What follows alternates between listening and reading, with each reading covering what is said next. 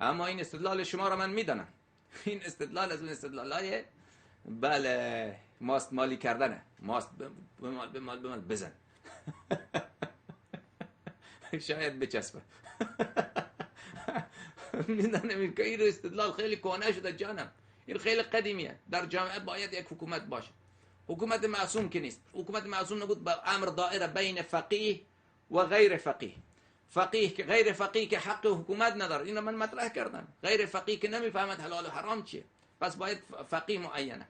بعد امر دایر میشه بین فقیه عادل و فقیه فاسق. خب فقیه فاسق که قابل اطمینان نیست، پس باید این فقیه چی باشه؟ جان من این استدلال شما هست. این را جوابش رو شما بگم که اول این شرعی نیست. این که بله که حکومت های بد هست، این حکومت ها موجوده، بله اینجا یا حکومت فقیه یا حکومت غیر فقیه چون به شرع نمیتونه عمل بکنه باید فقیه باشه. و اینم درست نیست که غیر فقیه نمیتونه. چرا فقیه چیزی داره که او میتونه عمل بکنه، غیر فقیه به شرع نمیتونه عمل بکنه؟ شاید بگید جاهله. خب میتونه طلب فتوا بکنه از فقیه، در مسائلی که یا میتونه که بله در اون مسائل از فقها نظرش را بگیره، تحقیق بکنه، احتیاط بکنه در اون مسائل. این متعین نیست که غیر فقیه نمیتونه به شرع عمل بکنه. این حرف اولی. اون وقت فقیه عادل یا فقیه فاسق.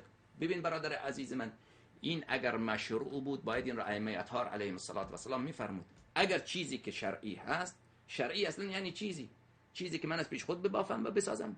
شرعی یعنی اون چیزی که باید ائمه اطهار علیهم السلام بفرمایند و بگویند. تازه همین شما دلیل از شرع ندارید که ائمه اطهار علیهم السلام فرمودن که حکومت باید دست فقها باشد. این از این. ثانیا این حکومت دست فقیه باشد، این به ضرر مذهبه. همین که شما میگید حکومت آید امر دائر باشه بین این که حکومت دست فقیه باشد، دست امام بصر باشد یا دست مردم عادی باشد. من به شما میگم حکومت در عصر غیبت یعنی دروغ گفتن. حکومت در عصر غیبت یعنی مال مردم خوردن. حکومت در عصر غیبت یعنی مخالفت را ترور کردن. برو از آقای خامنه‌ای بپرس، تمام این کارا رو بلد انجام میده، خوب صحیح انجام میده. حکومت در عصر غیبت یعنی مخالفت را شکنجه کردن و از او اعتراف گرفتن. حکومت ها اینه. خب این پدر سوختگی ها را دروغ بگه، خیانت بکنه، بله مال مردم بخوره، شکنجه بکنه، ترور به یواشکی مخالف خدا ترور بکنه، اینها را به نام امام صادق علیه السلام، به نام امام زمان علیه السلام بیاد این کارا را انجام بده. این بهتره یا این را بگذاره که همین فساقی که انجام میدهن اینا انجام بده؟ کدامش بهتر؟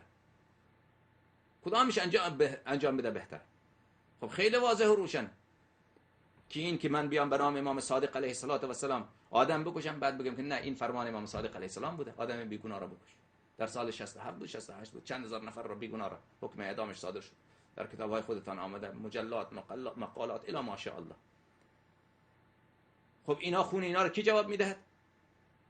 این همه بیگناه را ترور کن، مال مردم را بخور، بعد بفرما که بله این حکم امام صادق علیه السلام، این کسی که با ما مخالفت بکنه با خدا مخالفت کرده.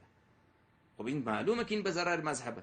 نه امام صادق علیه السلام این را فرموده که بله فقها حکومت بکنن، آخونده حکومت بکنن و نه این کار را اگر ما اونا نگفتن، حالا که نگفتن ما بخوایم از پیش خود این را بکنیم انجام بدیم.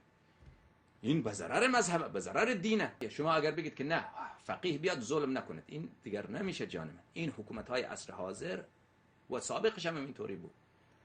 حکومت نمیشه شما بر مردم حکومت، چون اونجا اگر تو بخوای خیلی زاهدانه عمل بکنی، خیلی با مردم، کسی که مثلا بر اونا گمان داری، بر علیه اونا تاک یقین پیدا نکنی، بر علیه اونا اقدام نکنی، بر شک خود، بر ظن خود عمل نکنی، حکومت تو فوراً نیست میشه، از بین میره. و اگر بخوای بر وهم و گمان خود عمل بکنی، یک جایی مثلا یک جای شک داری، بزن این آدم را ترور بکن، این آدم را براش پرونده درست بکن، از شکنجه بکش، اعتراف بگیر، بله معلوم میشه راست میگه یا دروغ میگه.